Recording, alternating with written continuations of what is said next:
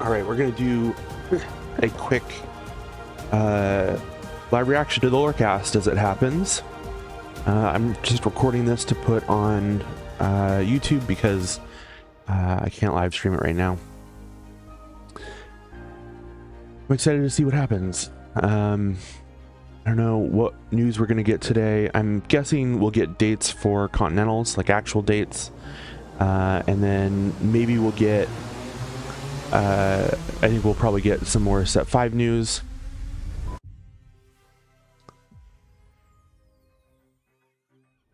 I would love a digital client announcement, I think like most of us, but don't think that's going to happen.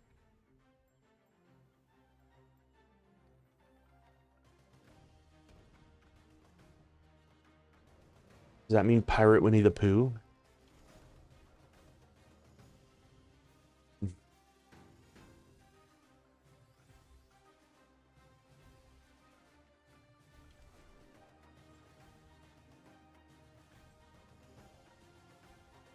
BAYMAX. Gonna get BAYMAX cards this set? That's cool.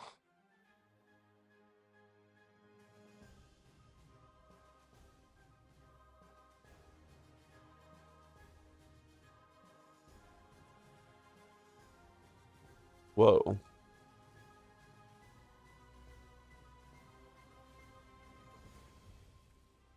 Azurite Sea. Well, hello, Illumineers. I'm Ryan Miller, brand manager and co-designer of Disney Lorcana, and I'm here to welcome you to this edition of the Lorecast. Now, I've been personally very excited about this one because it's Azurite Sea, and you may not know this about me, but I'm kind of an Age of Sail nerd. I love sailing ships and pirates and treasure and buccaneers and swashbuckling and all the buckles. So I've been wanting to talk about this for a while. In fact, you may have heard me reference this all the way back to set 1 when I made these quotes about a pirate deck that I've been playing. Well, I shouldn't have said that because I was playing cards from this set, playtesting future cards. But now I can actually talk about it. So here we are, folks, Azurite Sea.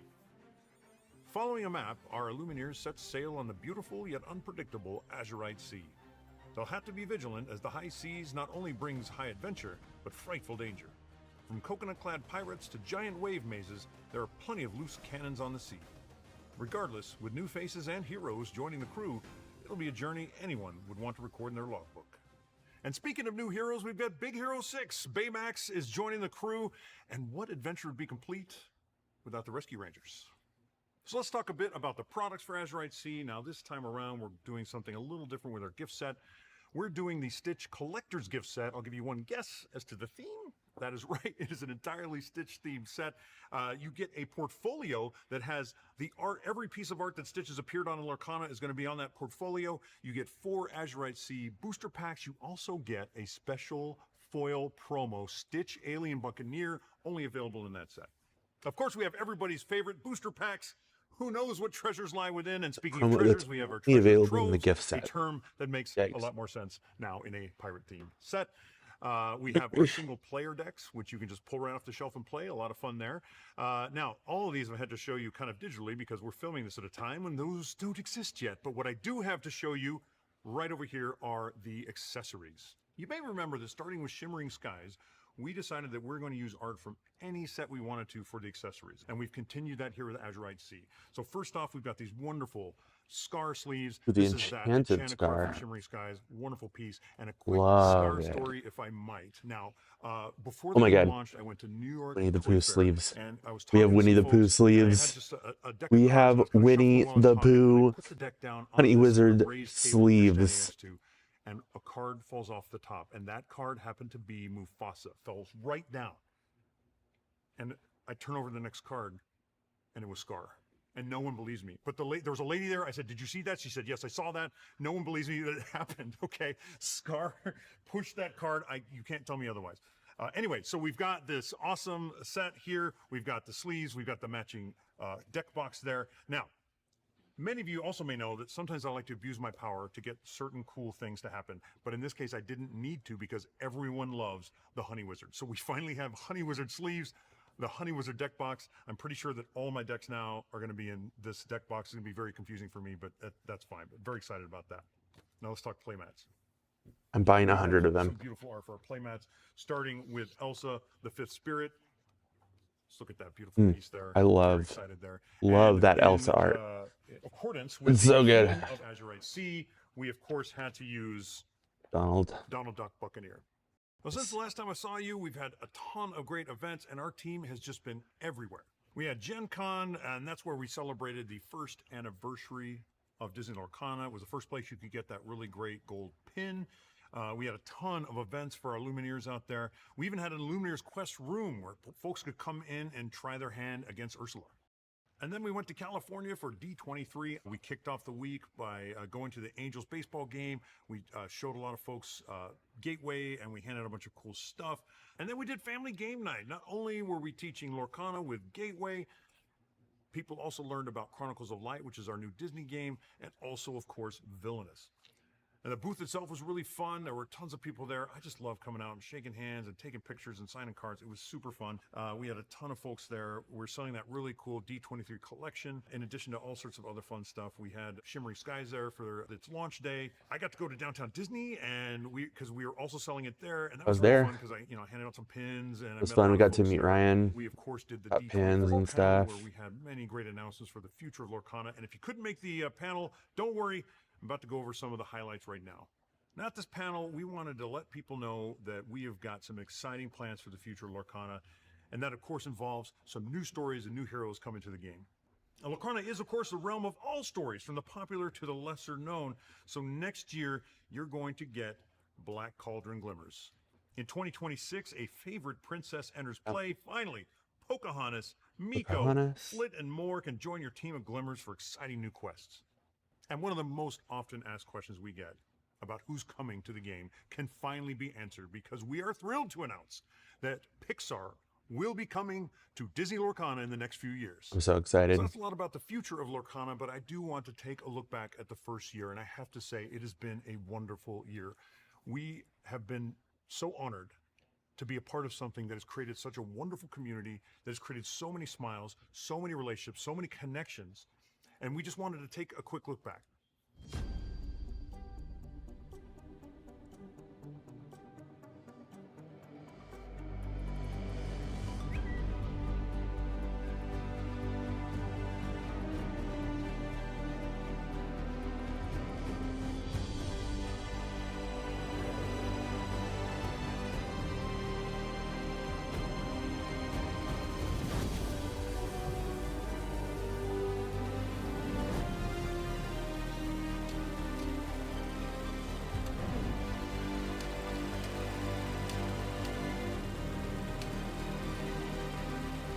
I'm very excited for this. This is the first ever Lorecast, is what they're calling it. Bruno? What the heck? Ursula? Instead of playing against your friends and family, you are now playing with them. It is a cooperative experience where you will team together to defeat the Ursula Glimmer and save Lorcana itself. Dude, these are sick looking. Oh my god! Chicago!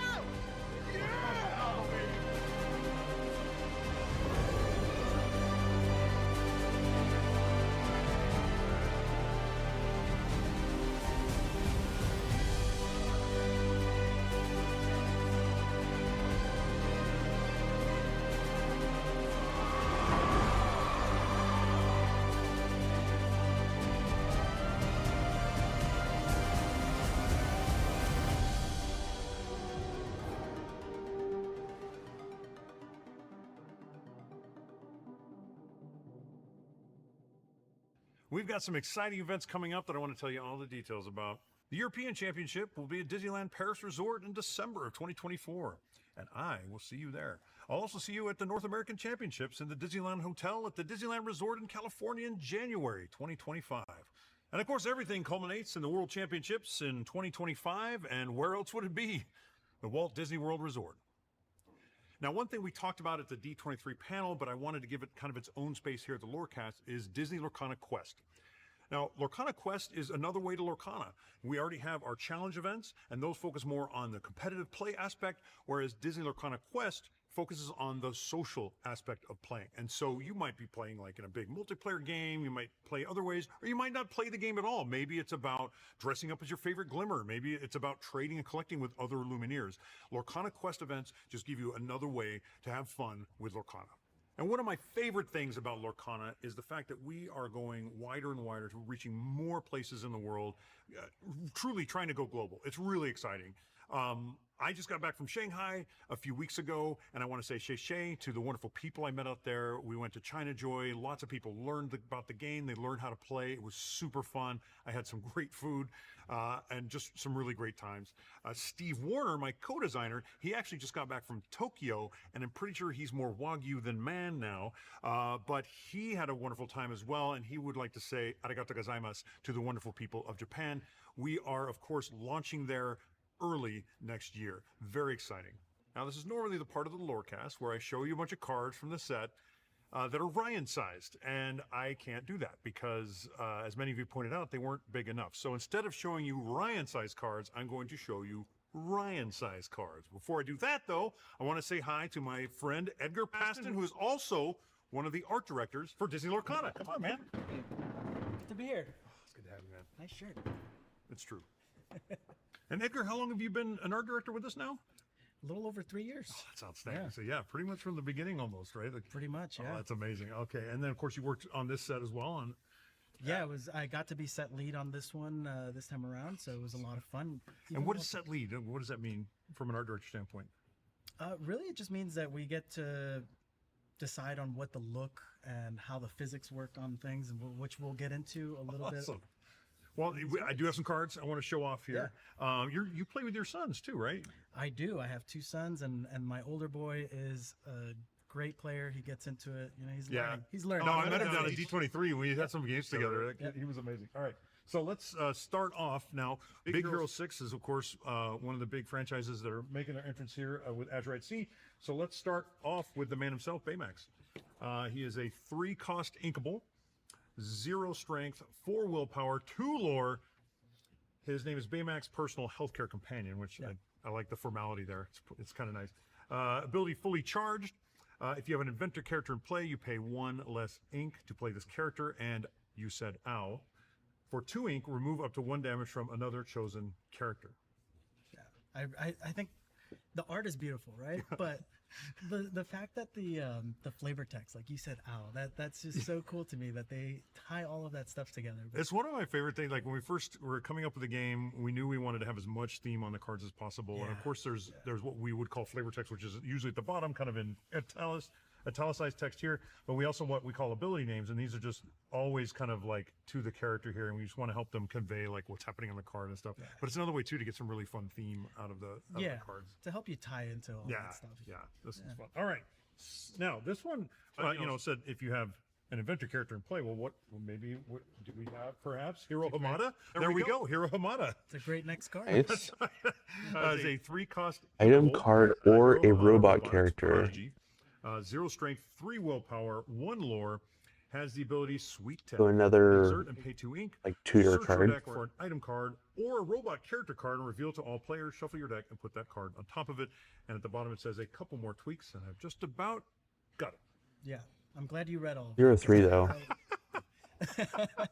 People ask me at conventions all the time, like, can you clarify it? And I'm like, I don't know, would you rather play But I can tell you about the art. Yeah, that or the can tell you queen? about this art. That's amazing. Yeah, I think for this one was a little bit tough because of his hair. His hair. Oh, interesting. Sure. I mean, it's beautiful. It turned out wonderful. I think Denny did a wonderful job. Oh yeah, with like it, reflecting the screen on this side, but kind of differently on this side. Finding the right balance too, because there's only so much volume that you can add. I know about hair volume and lack thereof. But what I think what's interesting is that our art, on the card is, it's so tiny, but the amount of detail that goes into this the plus art is really Oswald, amazing. If you really look pretty at nuts. all the things on his desk, everything. Yeah. And that's one of the things I love about the game is the attention to detail. I think that is one of my favorite parts of it, really, is because that's how we show people our love for this game and our love for these characters as well. I'm on turn 4. That's right. That's how we show we love. Yeah, with the attention to Oswald detail stays. Okay, next up, still with Big Hero 6, Honey Lemon.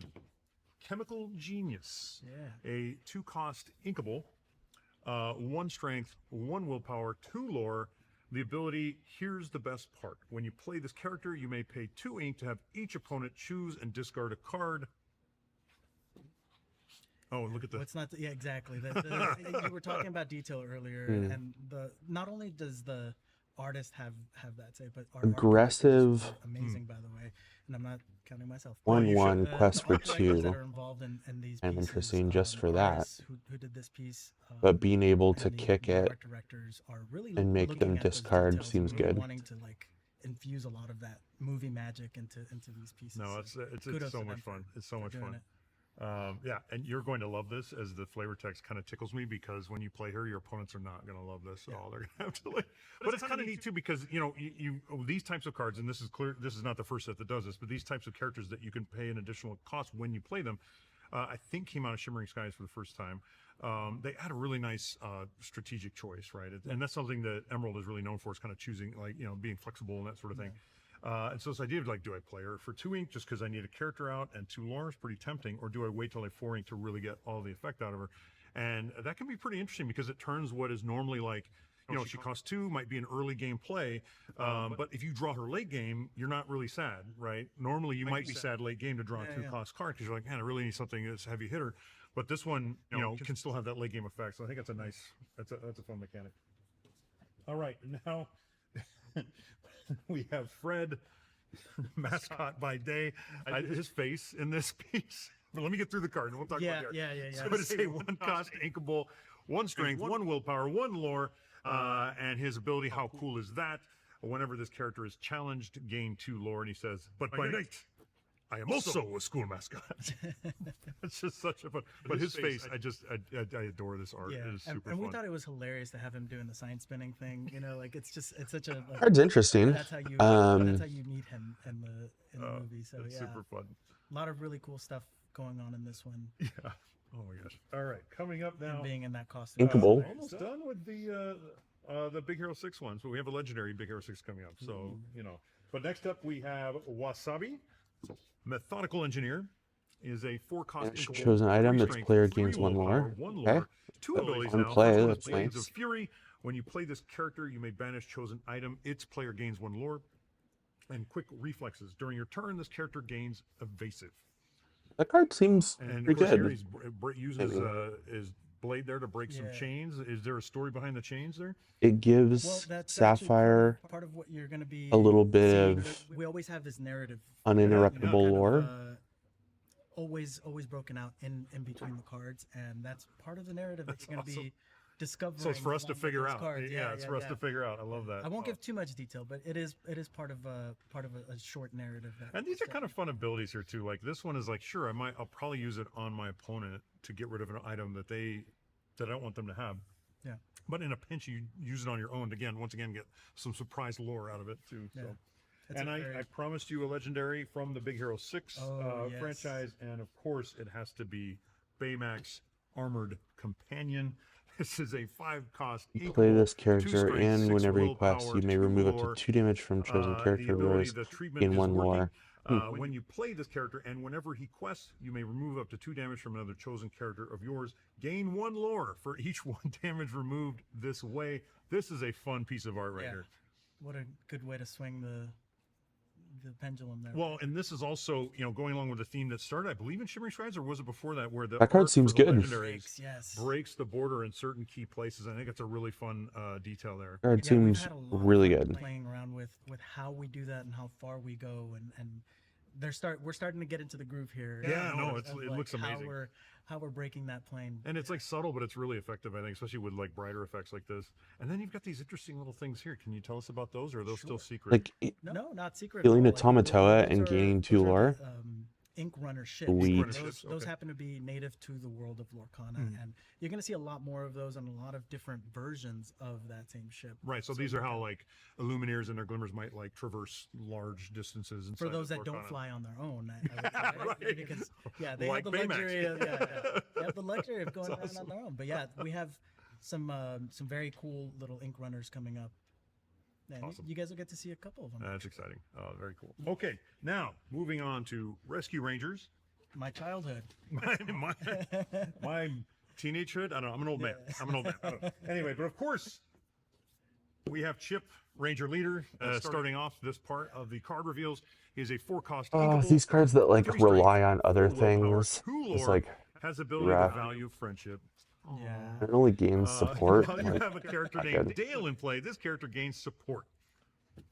Yeah, this is just one of the many cards that we like to tie and have that synergy, crossing both cards. And, Oh, and sure, this is actually perfect because not only does the art connect, but so does like the Mechanics, the like the mechanics. game. It's so the cool, game's yeah. up. He wants to have Dale out. Yeah, that's super fun. yeah, beautiful card by French.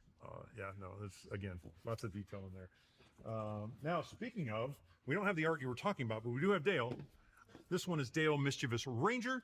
So this character, you Hey, put top he 2 is a cards from your deck 4-cost into your inkable, discard to 3 give strength, chosen 4 character. willpower, 1 lore, Ooh, with the ability self-mill, Nuts About Price. Turnabog, When you play this character, you may put Feed. the top 3 cards of your deck into your discard to give chosen character Not -2 bad. strength until the start of your next turn. And this one's cool because they're both on there. Feeds Chip and into Dale are both on Kristoff. in the art here, and I love that he's dropping acorn bombs. Very revive, specific to like French. all kinds sure. of stuff. Because that ties, yep. So he drops 3 acorns That on card whoever you want to seems challenge, nuts. and they lose strength because they're like ducking head under the. I love that story of the card. That's super fun. We try and tie little details into love this that. as much Yeah. as we possibly can So because we're also big fans, as I mentioned. Yeah, you guys My play childhood, This is and you love Chippendale, the Rescue Rangers, outstanding. All right, and then of course we couldn't do Rescue Rangers without Gadget Hack Wrench. Yes. Right here. She is a 6-cost inkable, 3 strength, 6 willpower, 3 lore. She is the Brilliant Bosun. Yeah. She has Shift 4, and her ability Mechanically Savvy. While you have 3 or more items in play, you pay 1 ink less to play Inventor characters. This is like I'm sure a lot of you are already going, Inventor deck. Yep. I'm going to build the Inventor deck. But we see another Ink Runner there. Runner, yeah. That's really cool. And she's kind of like standing. I love that classic gadget pose right there. Thumbs up. She's super cute. The Adorable, yeah. goggles and the ears popping out like an eyepiece. It's just. And as a bonus, we got to learn a new word here. I didn't know what bosun meant. Oh, sure. Yeah. It's like expert. Well, it's a ship's crew. It's a a ship's crew. yeah. They have a whistle, Yeah. a bosun's whistle. Oh, there you go. Yeah, and I did not know that. they have a special whistle there. Other than that, I'm not sure what they do. Like they're supposed to be like a specialized person Yeah, on yeah. the ship. But That's what lots of people watching going, okay, guys. Ryan said he was an Age of Sail nerd. Yeah, okay. Well, you guys make us smarter with these little details. Oh my! I like that we have little screws and nuts for scale too. That's kind of fun too. It Okay, definitely helps with a small character like her not look gigantic. right.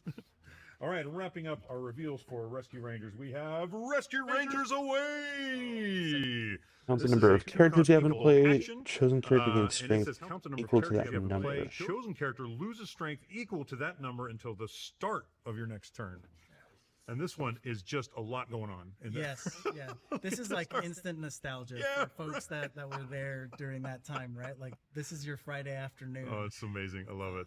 Yeah, and Mariana is one of just one of the many very super talented artists that Oh, work yeah, on yeah. this, and she It was good for Under the Sea. She has a lot of love for Rescue Rangers too. She I think right that- around that time. For It's pretty clear too. I mean, Yeah, oh, yeah. the detail here and it's amazing. Yeah. What I think is interesting from a gameplay standpoint here is that normally any card that reduces a character's strength only does it the turn you play it. This one extends until your next turn. So this means that not only can you challenge that character on the turn you play this and not get any or get less still damage back, hindered on their but turn. on their turn they won't want to challenge with it. So you might use it that way too, saying, well, that character has high strength, I'm going to reduce it so that I'm at less risk. I'm going to quest with a bunch of my guys or something like Nice. that. So yeah, that's a pretty interesting take on the strength reduction mechanic there. All right, so next we've got a couple of Stitch cards. Starting off with the first location reveal, and crowd it favorite. is the Galactic Council Chamber, which I think is the only way I could say that's such a fantastic name. It is a 3-cost inkable. It has 7 willpower and a move cost of 1 and 1 lore.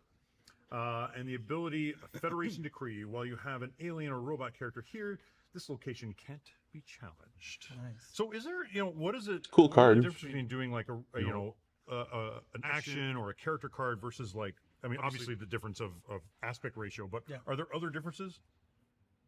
Well, I would say the focus is definitely Oh, different, okay. right? You're gonna pan out a lot more in order to capture the grandeur sure, of sure. the location. This one specifically was one of our very first challenges because the whole point of this set is that you're out to sea, right? Oh, You're sure, out yeah. on this Yeah, really yeah. weird area, but then you have some locations, right? Right. So instead of just doing, I think we could have gone the route of like, let's just do an island, right? Right, right. They're all on an island. Yeah. We figured like this is so big and it's like it would be so cool to have that whirlpool in the center. Yeah, I love that. We're like, yeah, you know what? It's just sticking out of the sea. It's doing some strange stuff.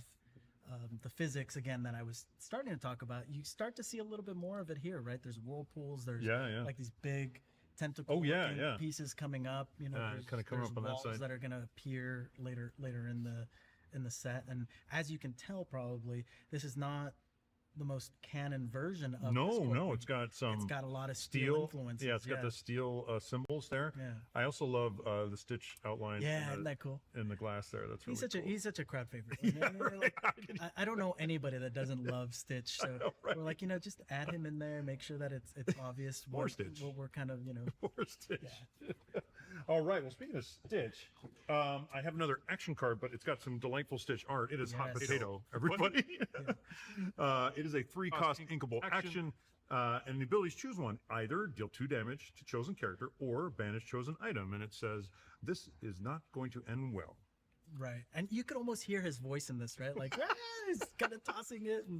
And this bizarre, what is this? It's like carrot ray gun thing with he's got a ray gun. He stuffed the carrot in it. Yeah, and he's it's throwing meant it. to be like it's about to explode, right? He stuffed the carrot in there and it's like. And then he like pulls the trigger. It's like, yeah. he's like, yeah. And then of course told really well by the ability itself, which is I can either throw it at a character or I can throw it at an item and it'll blow it up. That is super fun. Yeah, Oh my every time gosh. I see these images and how they're paired with the mechanic and or the flavor text, I feel like, man, I owe these guys dinner or something. Yeah, right. Because That's they do amazing. Such a wonderful job tying it all together. And it's not easy. There's so especially like some abilities like this could feel. Now, this one I think is close because it looks like you're throwing a thing, but it's not always clear. Like to Right. tell the story of of what the card is doing in the game. And so to be able to bridge it, I think this is a really good example. I also really like the detail that since this is glowing, he's got on his face. You can see the glow on his hand and his face there. Did you notice the starfish though? What? This, Where's the starfish? Oh, right back there. That's awesome. and kind of going back to what we were talking about, the weird physics. You look in the back; those are not mountains. That's meant to be the water rising. Oh, and right, kinda like the doing these maze. Weird, Yes. Oh, that's very cool. That's awesome. Okay, and now we talked about it earlier, but here it is. Stitch, Alien Buccaneer. Yes. Yes. He is a 4-cost uninkable card. He has 3 strength, 4 willpower, 2 lore, shift 3, an ability ready for action. When you play this character, if you use shift to play him, you may put an Build action support? card from your discard on top of your deck. And once again, we have a lot going on in this piece as well. So much. Yeah, this started out as a just kind of let's just get the artwork in there, and then it just turned into this just epic piece. And this opened our eyes because Christian, who is the artist on this, is now doing a lot of VizDev work for us. Oh, cool. Yeah, And what's VizDev work? So VizDev meaning all of the stuff where we as set leads create the world that they're Oh, development. Oh, it's visual development. visual I see. Okay, development, yeah. It's our fancy. Oh, so it's like Fancy way. blue sky, like kind of exploring what things might look. Yeah, Oh, yeah. so, man, what a fun job that must be. Yeah, it is. It is a lot of fun for these guys, and I mean the amount of detail that he puts into it. Pretty much any of the costumes that you see that are non-canon, and we're exploring these things. He goes in and does a lot of detail and a lot of background. He'll do research and he man. actually like goes That's so goes cool. way deep. I mean, look at Scrump. Yeah. He has a little eye patch. The fact that he has an eye like, patch too, and that he's in there, Yar. it's just it's packed with so much. Oh, you so got much you got the chest hair coming out of the kinda have to, flowing. yeah. It's very it's almost like a cover of a novel. You got what I like is his blasters have been kind of piraticized or whatever. Like it totally looks like it says blaster clearly, but it looks like you might find it on a ship as well. And then wooden swords. Yeah, it's really interesting. He's got wooden he's swords. spicy, but not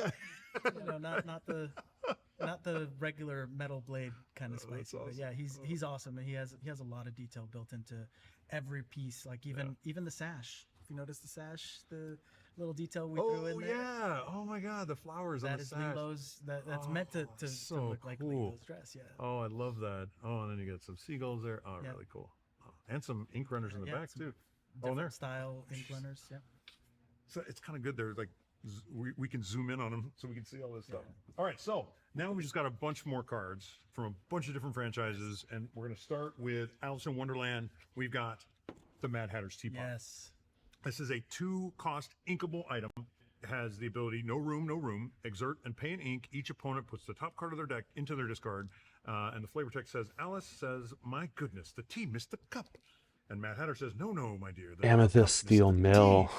which I really enjoy. And there's Amethyst actually, Steel I don't know many Mill. people know this, but some of this stuff, some of the flavor text is from That the show card itself. is Some really is written good. by our wonderful narrative team. Yes. But there's a hidden part of the card that actually tells you where it's Oh, from. man. So this line right here, if it looks like a pen like this, then it was written by our narrative team.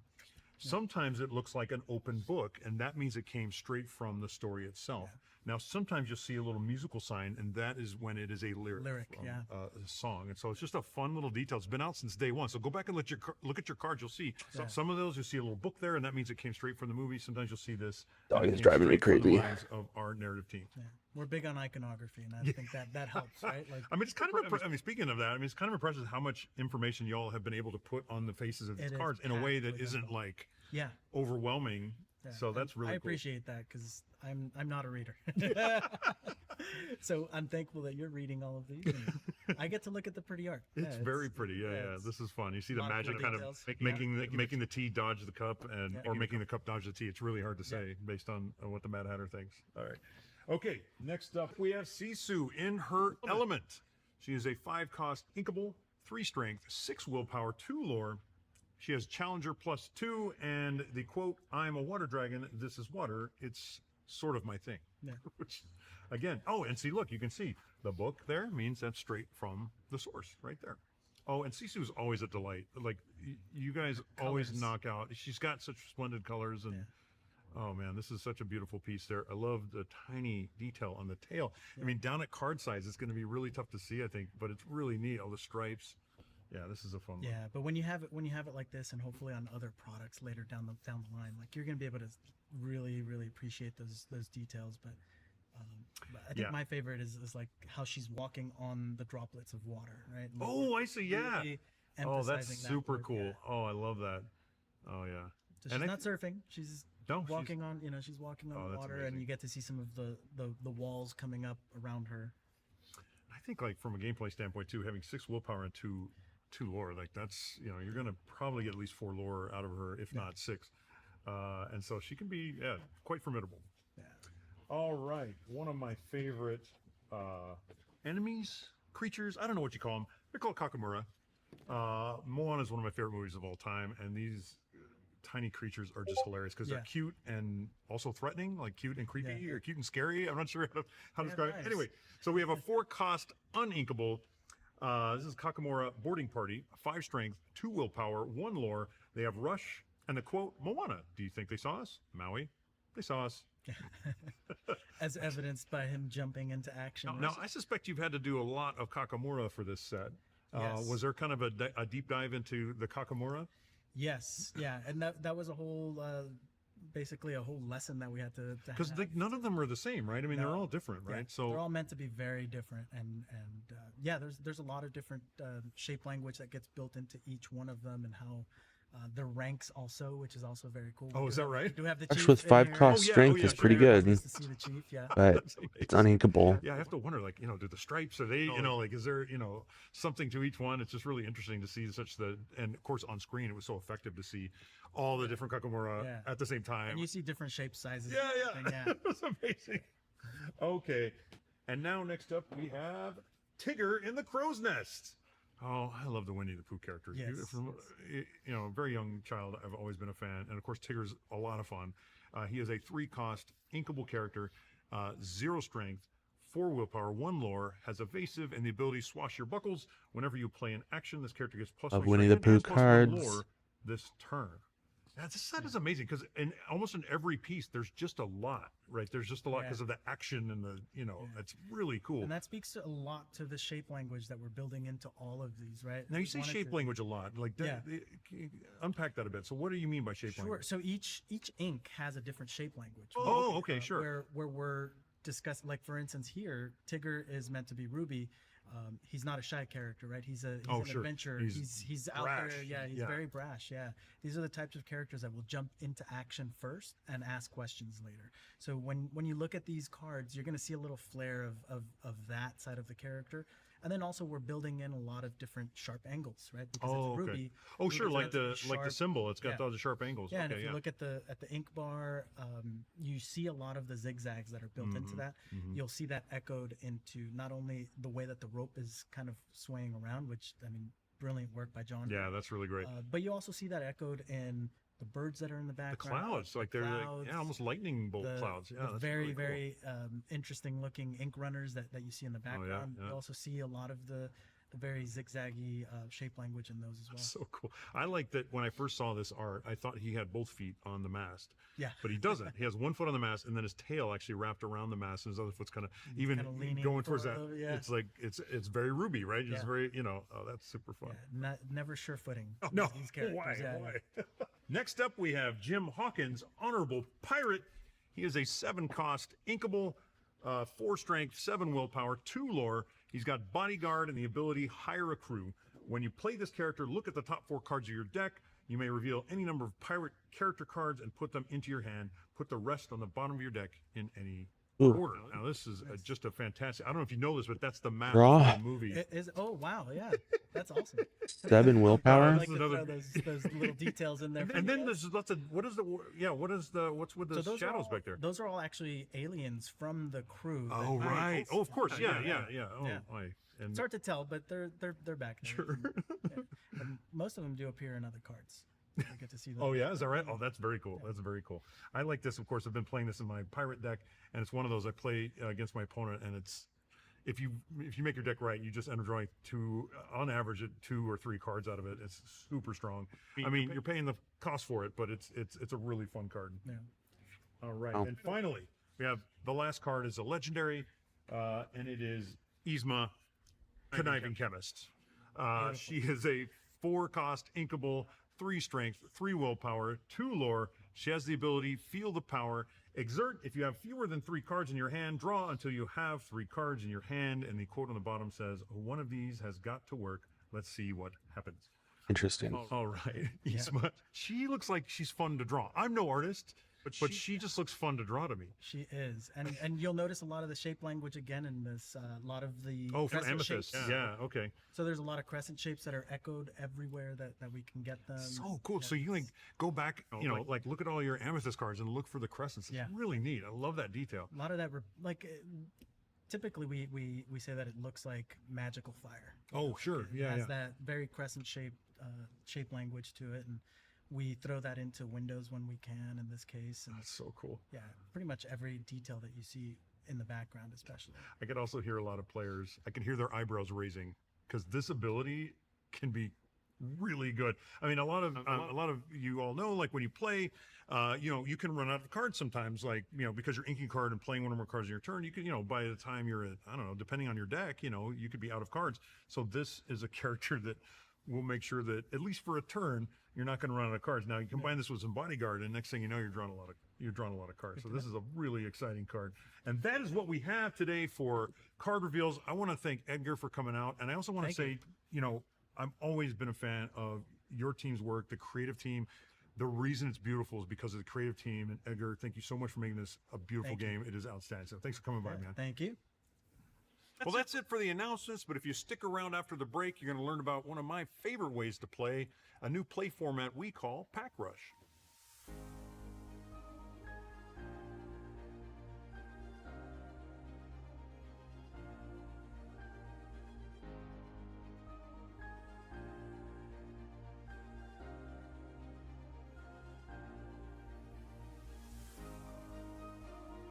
Sounds like that's going to be about it.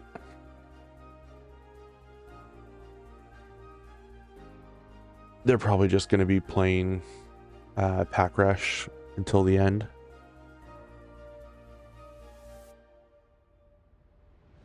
But I guess this makes pack rush official format potentially. So, all right, I think that's just about it.